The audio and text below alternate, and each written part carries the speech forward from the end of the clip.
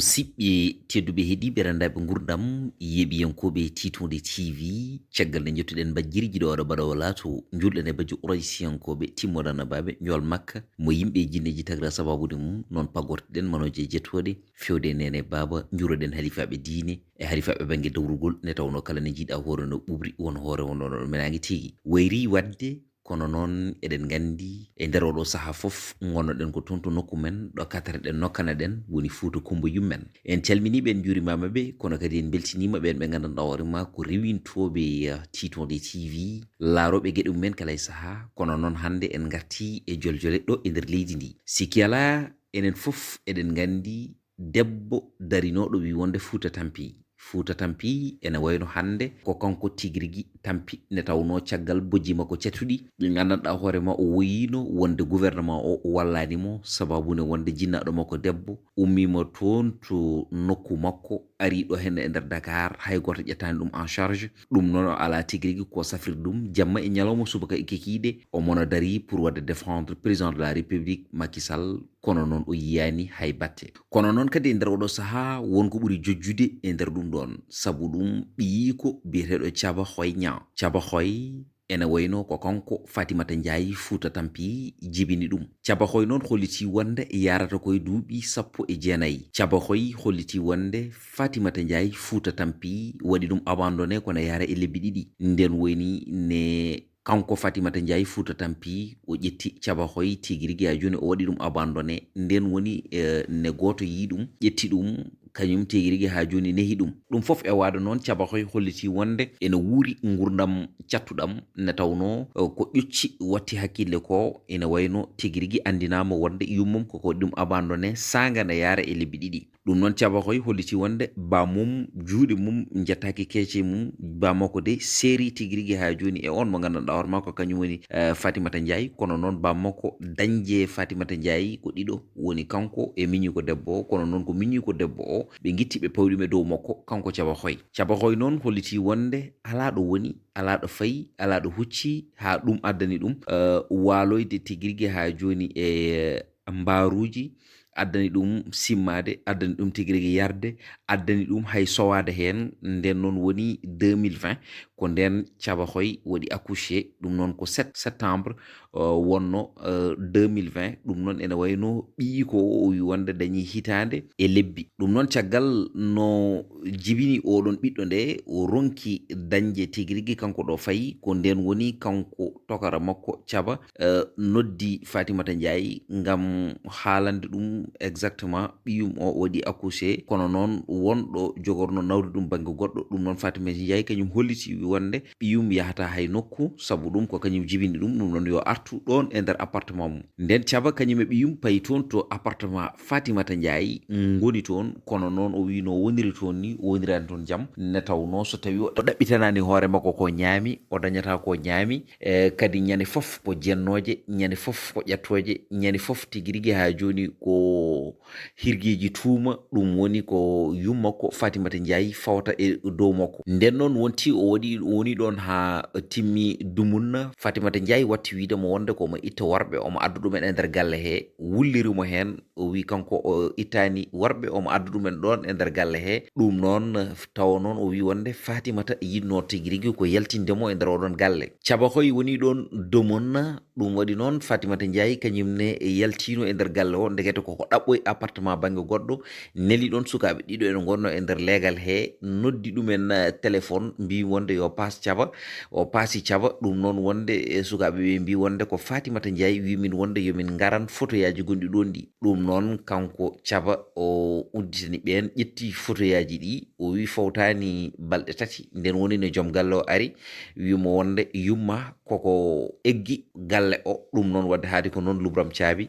nden woni noon Thiaba yalti galle o ronki andude tigirigui holɗo fayi nden woni noon ene andi yoga e kureji men wonɓe toon heptoyi toon kono noon kanko foof e heptoyde toon o dañani hen jaam ɗum waɗi noon kanko Thiaba gurdam ɗam o wuuri ɗam muusi satti metti ɗum addanimo ƴettude ɓiyi ko oni o rokoyi ɗum kanko caba e nder oɗon tuma o wi wonde e nder oɗo saaha o woni ko Mbour o walata tigirigui ha joni koye damal hôtelaji ɗum noon caggal no yaltini oɗon information o ɓe mbimo wonde beele o natti Fatoumata Ndiaye o wi wonde o nani Fatoumata Ndiaye kono Fatoumata Ndiaye wi wonde kala ko wawi haalde yo profite ɗum noon yo faam ko heddi e nder gurdam makko hewani ɓe mbimo noon ene wawi ene gasa taw Fatoumata welaka ko woni e nder téléji ko omo haala e nder oɗon tuma ko ɗum addini omo ene waɗamo menacé o wi ala faati ko waɗi capable ko omo andi tiguirigui so tawi wimo noon ko noon woni no woori ɗum noon omo yiɗi sécurité makko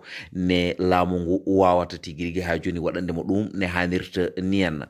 ɓiyi ko o yimɓeɓe tini ɗeɗon caɗele ko adi noddude koye direct on mo gandanɗa hoorema ko kañum woni Tunkara o haali kaɗon haala kono noon caggal ɗum ɗon ene wayno o waddi émission tiguirigui e télé biyeteɗo Walfadjiri o laɓɓitini toon gueɗe ɗe ha laaɓi cer taw noon ko ayawo makko kanko e hoore makko kono sa yi so tawi o haalani cikra wonde ko gorko ngam pembol ngol o fembigol e ɓorneteri ndi o ɓorni ndi sifa mo sifi o sowona a haal a sikkata a feccata sikki wonde oɗo tiguirigui ha joni ko o debbo ɗum noon gandata wonde ko naati e domaine goɗɗo o naati e fannu goɗɗo mo gandanɗa hoorema tiguirigui wona fannu mo suka poɗɗone makko ni tiguirigui foti rewde ne hannirta ni henna sikki ala so tawi ɗum ɓe ni eɗen gandi information ngaji ɗi ene jeeya hen ko ɓuuri jojjude o mo gandanɗa hoorema biyeteɗo ko serigne modou Gabou junior serigne modou Gabou junior hollitama wonde o mahi jumaji o mahi jamaji o mahi daraji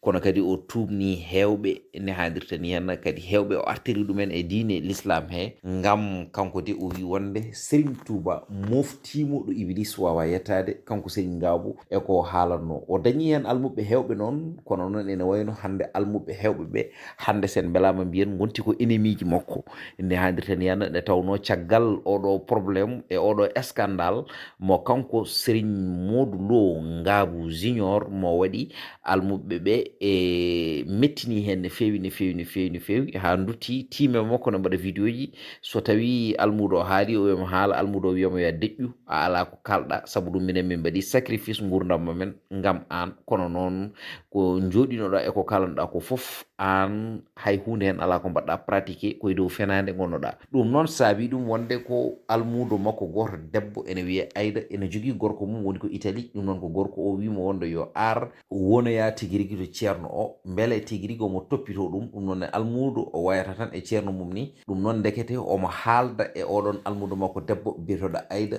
ko foti ne hitande ha yaade nangue ne hannirta ni henna ɗum noon ma won audioji temedere eko fawi e ko ɓe jaltini kanko ko haalanno ɗum noon ko audioji makko tan jalti hen kono audioji debbo o jaltani hen e nder oɗon tuma omo haala hen haalaluji bonɗi ɗi gandanɗa hoorema so tawi a heeɗima ɗum tan a wiyat wonde ɗum ɗo yaltani tiguirigui ha joni hunuko ceerno kono noon caggal ne o heeɓi oɗon scandale ha gasi hande hewɓe hakkillaji men ene tundi e sernaɓe ɓe ndewata ne tawno tiguirigui oɗo serigne modou Gabou no wayni eno sifori ni e haalaluji ɗi o haalata ɗi e kadi wasiyaji ɗi o wajata ɗi e wajuyaji ɗi o wajata ɗi artirde yimɓe e gueno no artirta ni yimɓeɓe kay peccani no sikki wonde caggal ɗum ɗon omo haala ɗiɗo haalaluji te surtout aussi o haala ɗum o haalda ɗum koye debbo mo gandanɗa hoorema ko desaɗo te debbo o ko almudo makko joom galle debbo o kadi ko almudo makko wiide ɗum wonde ko joguimi ko beele gorko ma ene jogui ɗum e nder oɗon tuma eywa gorko ma o de ko min ɓuuri ɗum wawde ɗo banggue naɗɗude ɗum noon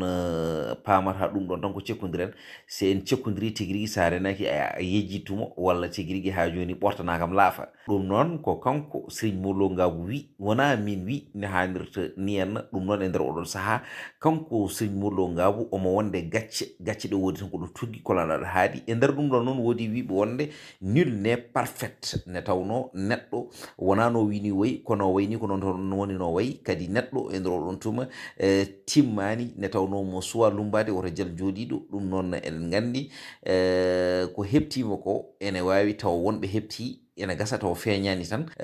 kono noon ene wawi neɗɗo ene wawi juumde sanga fof kono noon kadi ngam jumre makko oto yimɓe cikku wonde o wona ceerno ɗum noon hewɓe ene gonɗini tigi rigui ceernajo makko ɗum ɗon mbi tan wonde ko iblis ene heewi doole kono noon ɓen gonɗinɓe ɓe ene wayno almuɓe makko ɓe jeyaka hen ne tawno kañumen mbi wonde ko gueɗe mumen ɗe guittuno tottumoɓe fof ene wayno tetti ɗum ma jaa ƴeewoya ɗum banggue goɗɗo kañumen kay wodani ɗumen ko tubalde Serigne Touba ɗum noon won wiɓe wonde jeehi ha toon to Guénale ɗo ceerno o ubba ɗo tubani ɗumen ngam kañumen dewrani e makko sababune wonde kanko tan ala dewre makko sababune wonde haaluji Serigne Touba ɗi o haalantunoɓe ɗi kono noon so tawi wonde en gomima toon ene wayno o mo gandanɗa hoorema biyeteɗo Oumou Dieng animatrice mo Piindi TV wonno kono noon hande e nder oɗo saaha ene wayno Oumou Dieng waɗi démissionné toon to Piindi TV e nder oɗo saaha kono noon ene gasa ma Oumou Dieng laɓɓitan yimɓe holko saabi wonde démission makko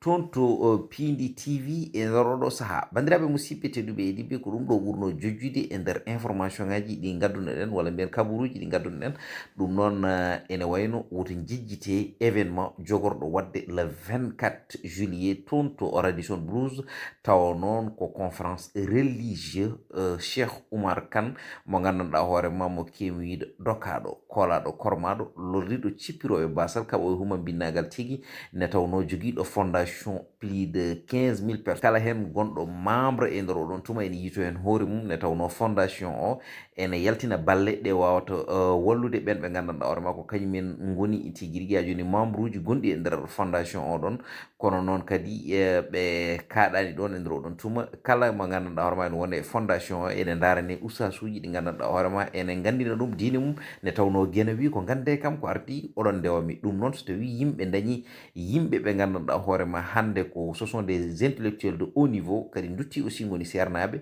ɗum noon enen gandi ɗum weɓani e nder rendo wonde yulfiti wonde tigui rigui e nder rendo mum ene itta yimɓe e niɓɓere ene fana ɗum eɗo leeri ɗum wona hunde wemde ne hadirta ni henna ɗum noon ceerno Cheikh Oumar Kane yo Allah junnu balɗe mum moƴƴina battane mum ɗum noon c'est à partir de 16h nden woni no programme o waɗata toon to Radisson onon kala ɗo nodda ne garatan e keewal garon e peewol ora hay goto wojjikino tigui rigui daro e boowal tigui bandiraɓe musidɓe tedduɓe heeɗiɓe ha gongol konngol wonta gongol e lawol gongol en ñaago mbajiri e bawɗum wasoro ɗum bongol ne tawno bandiraɓe mboɗo mi wondi ɗo e mo kewiide dokkaɗo koolaɗo kormaɗo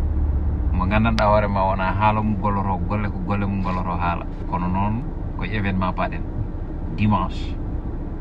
le 24 juillet so allahu lamɗo jaaɓi toon to Radisson Blues onon kala oɗon mbiye gaare e keewal onon fulɓe noon ko onon bismotoɗo noon fotani fadde ha bisme ɗum noon hoɓɓe ɓe ko hoɓɓe mon aroɓe ɓe koye dow inde mon garata onon kala oɗon ñagade garton e keewal c'est à partir de 16h hohoɓe diine mawɓe noon ene gummo un peu partout dans le monde inchallah ne gara ne tawtare ɗum noon ɓenne kadi so tawi ha joni gaari ko hoɓɓe men ɗum noon ceerno wi on bisimilla mon yimɓe ɓe fof omo yiɗi gara ha tengtinode fulɓe ne tawno enen fof ke en fulɓe kadi kanko ko pullo haadema riwtude noon ko jeyɗa a soggat ko jeyɗa amma ɗum wala goɗɗo hutoro